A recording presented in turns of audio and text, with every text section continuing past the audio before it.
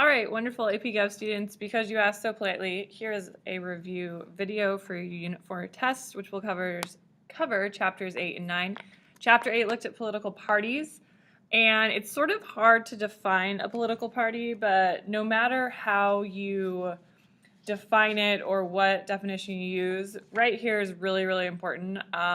Essentially, all political parties have one thing in common, and that's they seek to win positions and elected offices. So they want to win elections. That is the main function, purpose, goal of political parties.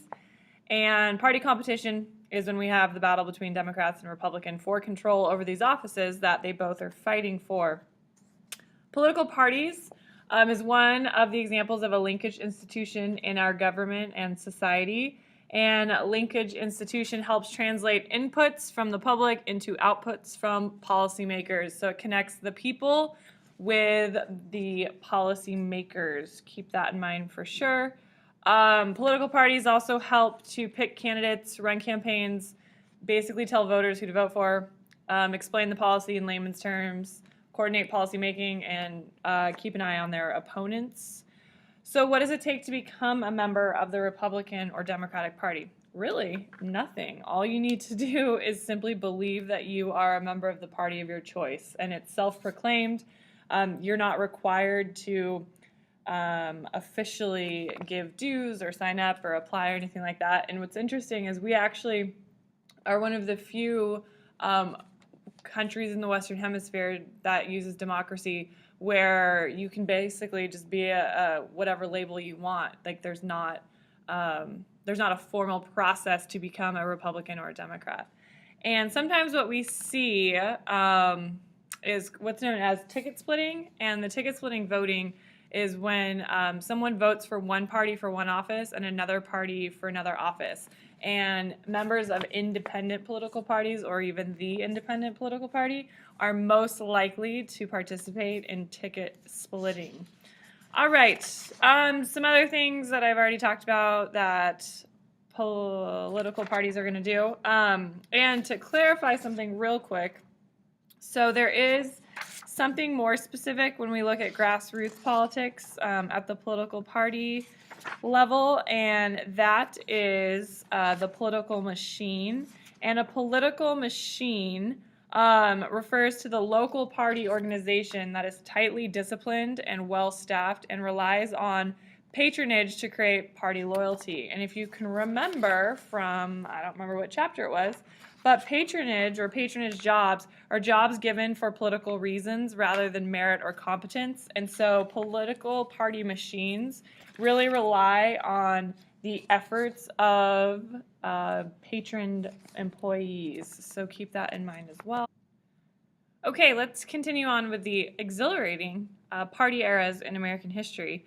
The first party system in the United States consisted of the Democratic Republicans and the Whigs, and it was the election in 1828 that Andrew Johnson established a period of Democratic dominance. And in 1860, Abraham Lincoln established a Republican era, and it's important to note that the Republican Party began as the principal anti-slavery party, which would make sense when we see that Abraham Lincoln was the face of that party. And then 1932, FDR, I still haven't changed this typo, I'm sorry you guys, established a period of Democratic dominance, and the main issue that brought FDR to power was, of course, the Great Depression. And then as we move into the 1960s, we see an era of divided government. And divided government defines a situation in which both houses of the legislature are dominated by one party, and the president is a leader of another party. And so I talked about some examples right here. And that really started with the election of Richard Nixon. So when we look at political parties' functions, one of the functions is to outline the party platform for the nominated candidate. And the party platform, definitely know that it is the outline of the philosophy, practice, and goals of a party and the candidates running for office from that party. And this is adopted at the party's national convention, which is held every 4 years. and whoever is the party's nomination, again, is going to get the party's official endorsement to run for office as the candidate for that party. And we've seen in the past that there have been some issues that can actually split a party, in particular civil rights, looking at 1948. Okay, let's talk about party realignment because it's awesome. Party realignment is when we essentially see voters from one political party voting for the other party, and then we see a major shift in the succeeding elections. And this is characterized by the start of a new party era as a result of what's called a critical election. So some examples of critical elections include in 1968, where Republicans controlled the presidency and Democrats controlled Congress. In 1980, we saw traditional Democrats vote for Reagan, and they earned a cute little nickname, Reagan Democrats. And in 1949, Republicans took control of Congress for the first time in 40 years, so that was clearly a critical election. And party de-alignment definitely will appear on tests. And this is when voters stray away from both of the two major political parties. So party realignment is basically switching sides if you're a Democrat voting Republican or vice versa. Party de-alignment is just moving away from both of them altogether and declaring yourself as independent or aligning with a different political party. And this takes place when the voters become dissatisfied with the actions of both major parties.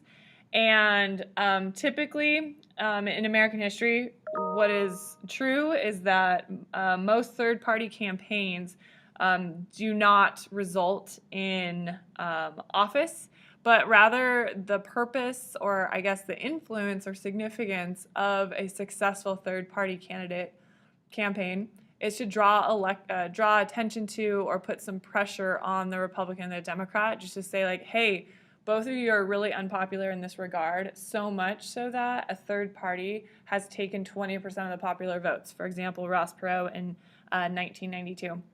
And we get the measure of party de-alignment by the decline in the two major party identifications and the success of a third party candidate running for office.